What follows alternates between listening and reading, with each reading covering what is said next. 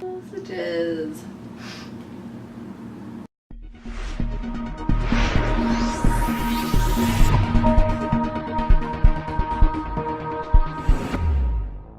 Hey guys, welcome back to Cosplay and Coffee. Today I'm going to be doing another cosplay product review in the form of this Anti-Gwenom cosplay sent to me by the RPC studio.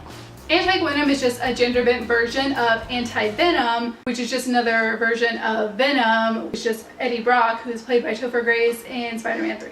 Anti-Gwenom was an idea designed by artist Jamie Title?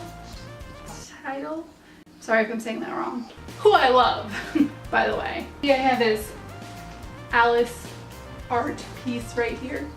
He does a lot of cover work for Zenescope, which is an amazing comic book publisher. In fact, this artwork in particular was showcased as a cover art piece for Zenescope. So I don't think that there's an actual backstory for Anti-Gwenom. If there is, I apologize in advance. But for the fun of it, I decided to write my own little backstory for Anti-Gwenom, including how she got this scar. But I'll get back to that towards the end of the video. Anyway, this suit pattern was made by a dye-sub artist, Brandon Gilbert, and the overall cosplay was sewn and put together by the RPC studio. As you can kind of see, the suit is seriously really badass. I mean, just look at this shading. It makes me look like I have bigger boobs and like abs than I actually have. The suit itself is a white color, maybe even an off-white, with just a little hints of vibrant blue and pink in the sleeves and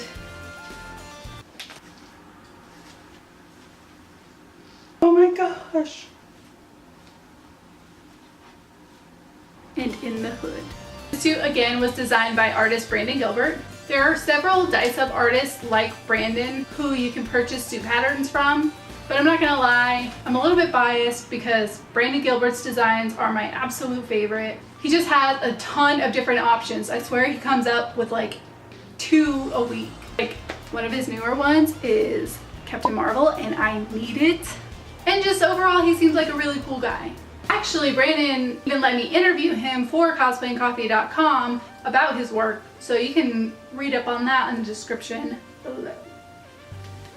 So I'm going to point out a few things that I absolutely love about this suit, and then I'm going to tell you some things that I wish I knew before I ordered the suit.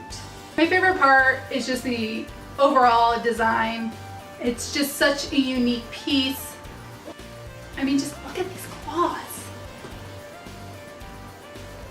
I actually asked the RPC studio to add on these claws for me, but you can easily make them yourself with some craft foam and electric tape. The second aspect that I really like is the hood. I've seen suits sewn by other companies of the same character and they'll just leave out the hood altogether or it's a little bit simplified. I love how dramatic and huge this hood is. Like literally fit 2 heads in here. It's huge. And with these bright colors just popping out on the inside, actually, bam, it's just gorgeous to me. So the next thing that I love are the zippers.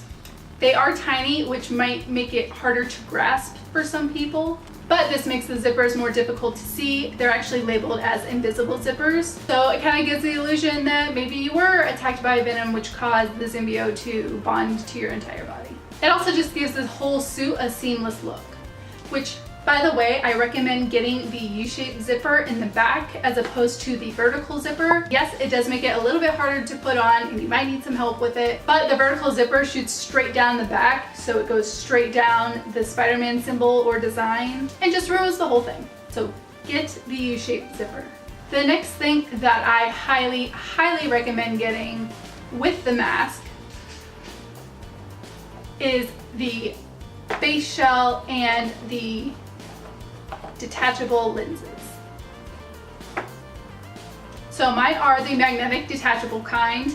If you end up not getting the face shell and you just get the mask with the lenses, I'm pretty sure they're just sewn on. Actually, just so you know how many options there are for this entire suit, including the helmet, after I got this suit, I put together a how to buy a suit from the RPC studio, which I'll link in the description below, so you can see all the options.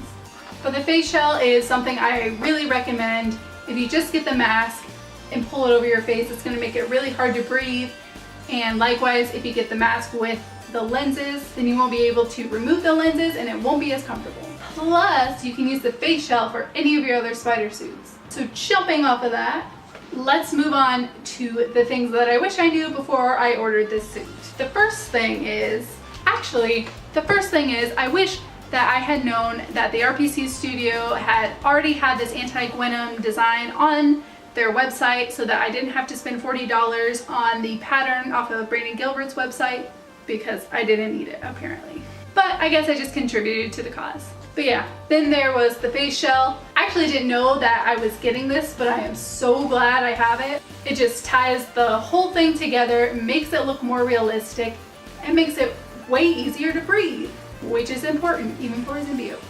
Another thing that I wish I knew was to order my shoe size a half a size or a full size larger than my normal shoe size. The RPC studio ships from China or somewhere around there, and I think we all know that their measurements are way smaller than ours for some reason. So the shoes that they attached to the suit were a little bit snug, but they're really easy to remove, and I just got some cheap flats that I re-glued to the bottom of the suit. I do recommend getting shoes though. Sure, you can match up your suit with some Converse or some Vans, but having your shoes already embedded into the suit I think sells the overall look and again makes it look more realistic. Plus it's completely free, or it might be $10, and it just saves you a ton of time. And the last, most important thing that you need to know when buying this suit, particularly if you're gonna get this Anti-Gwenom suit, is to get forearm zippers. As you can see, I do not have the forearm zippers. So once I put this bad boy on with these giant ass claws, my hands are partially useless because these things really get in the way. Thankfully for you guys, the RPC studio offers forearm zippers so that you can slide your hand right out, making your hand suitable for things like, I don't know, drinking coffee.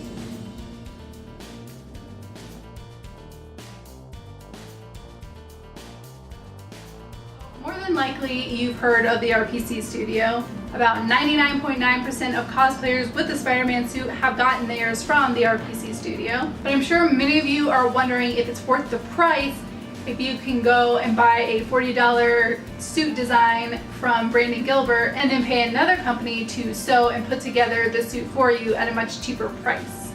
And my answer to that is, I don't know.